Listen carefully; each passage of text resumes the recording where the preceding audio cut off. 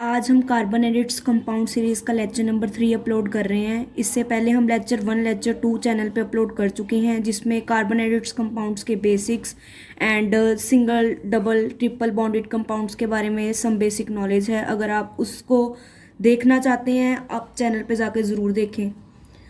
अब हम स्टार्ट करने जा रहे हैं फंक्शनल ग्रुप। फंक्शनल ग्रुप होता क्या है? A functional group is defined as an atom or group of atom present in a molecule which determines the chemical property determines its chemical properties।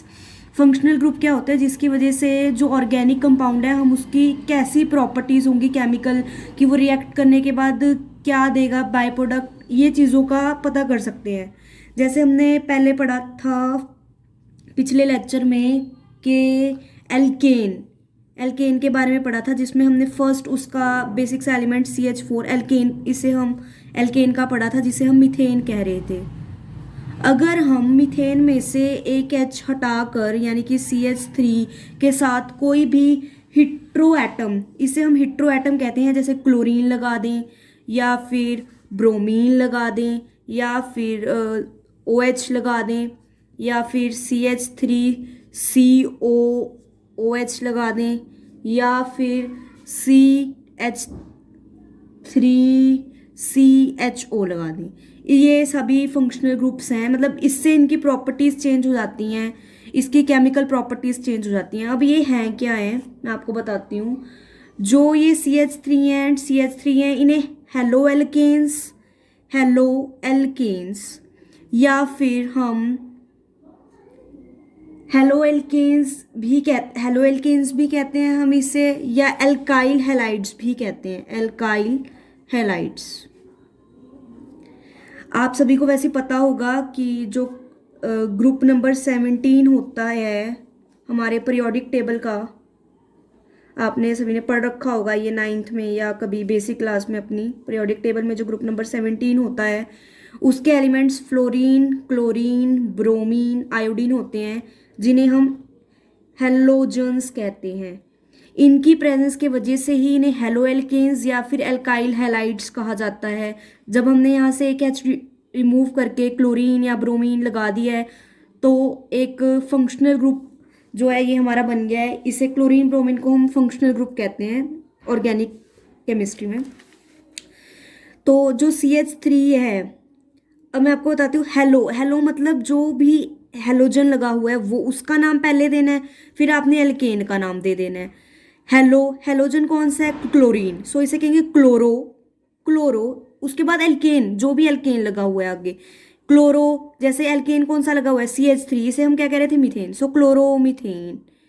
या फिर हम इसे ऐसे भी कह सकते हैं, एल्काइल हैलाइड की फॉर्म में भी कह सकते हैं, यानी कि हम पहले जो भी एल्काइल ग्रुप लगा है उसका नाम लेंगे, फिर जो पीछे लगा है उसका।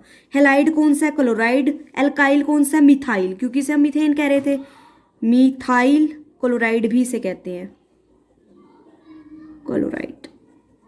सिमिलरली हम अगर हमें पता है C2H5 को हम मीथेन कहते हैं, सॉरी C2H6 को हम मीथेन कहते हैं, C2H5 को हम इथाइल कहते हैं। जब हम सिंगल बॉन्डेड कंपाउंड में से एक H रिमूव कर देते हैं तो उसे एल्काइल ग्रुप बन जाता है, वो ये आपको पता होना चाहिए। जब हम अगर कहें C2H5Cl तो हम इसे कहेंगे या तो क्लोरो, पहले जो भी हेलोजन लगा है उसको लगा देंगे, फिर पीछे जो भी एल्केन लगी है उसको, क्लोरो इथेन। या फिर हम इसे कह सकते हैं इथाइल, यानी कि C2H5 इज एल्काइल ग्रुप और पीछे क्लोराइड। ऐसे ही हम ब्रोमाइड के केस में कर सकते हैं। अगर हम ले CH3Br तो ब्रोमो मीथेन या फिर मिथाइल ब्रोमाइड, या फिर इसे हम जैसे C2H5Br लिखें तो हम इसे कहेंगे ब्रोमो इथेन या फिर इथाइल ब्रोमाइड। ये हमारा एक फर्स्ट फंक्शनल ग्रुप है, 10th की NCERT बुक का है। बुक में उसमें आपको ऑक्सीजन के साथ, ऑक्सीजन यानी कि हेट्रो एटम हो या फिर हेलोजन हो, वही दे रखे हैं। वैसे होते तो और भी हैं, जैसे कि acid dial chloride, allyl chloride, और भी कई सारे होते हैं ये फंक्शनल ग्रुप्स, एमाइड्स, एमाइंस, वो भी पढ़ सकते हैं हम, बट 10th के सिलेबस में सिर्फ यही दिए हुए हैं, सो मैं यही पढ़ा रही हूँ पहले। अगर ये जो मैंने CH3OH कहा था, इसको हम एल्कोहोल्स कहते हैं, एल्कोहोल्स। इसमें हम जैसे लें अगर CH3OH, इसमें OH जो है फंक्शनल ग्रुप है, OH is the functional group in alkanes.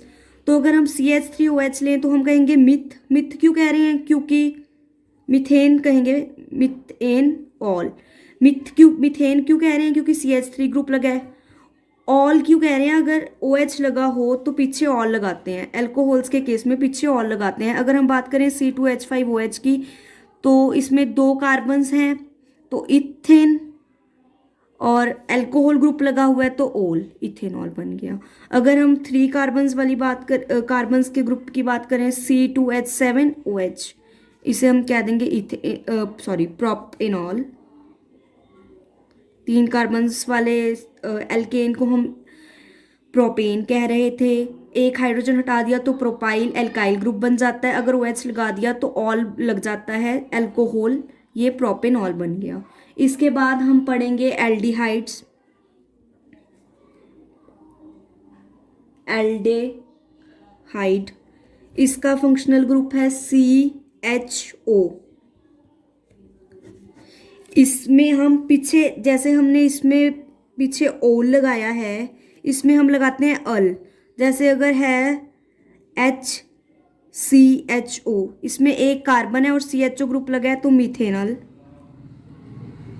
इसे हम कहेंगे। इसे फॉर्मल्डिहाइड भी कहते हैं।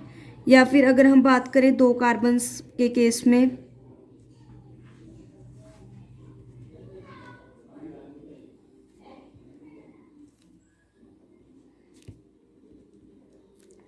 इसे हम इथेनॉल कहेंगे।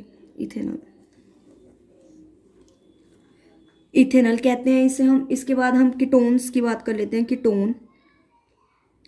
कीटोन्स ये बीच में लगते हैं, हम इसे टर्मिनल पोजीशन पे नहीं लगा सकते।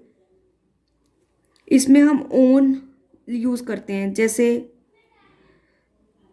एसीटोन,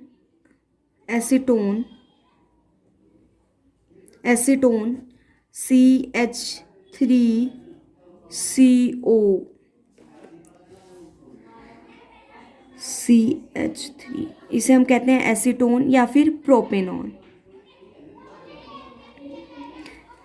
इसमें हम पीछे ऑन लगाते हैं, बीच में ये देखो, अगर मैं इसको खोल के दिखाऊं, तो आप ऐसे समझ सकते हैं, ये H लगे हुए हैं, समझ लीजिए आप। इसे हम कहते हैं प्रोपेनॉन। पीछे हम ऑन यूज़ करते हैं इसमें, जैसे हम अल्कोहल्स में ऑल यूज़ कर रहे थे, एल्डिहाइड्स में अल यूज़ कर रहे थे, कीटोन्स में ऑन यूज़ करते हैं। इसके बाद हम बात करते हैं कार्बोक्सिलिक एसिड्स की, जिसके फंक्शनल ग्रुप का फॉर्मूला है COOH। इसे हम कहते हैं कार्बोक्सिलिक एसिड्स। इसमें हम पीछे ओइक एसिड लगाते हैं, ओइक एसिड। जैसे अगर हम बात करें HCOOH की, इसे हम कहेंगे एक कार्बन है मिथेनोइक एसिड, इसे फॉर्मिक एसिड भी कहते हैं। अगर हम 2 कार्बन्स वाले कार्बोक्सिलिक एसिड की बात करें तो हम उसे कहते हैं CH3COOH, इसे हम कहेंगे इथेनोइक एसिड,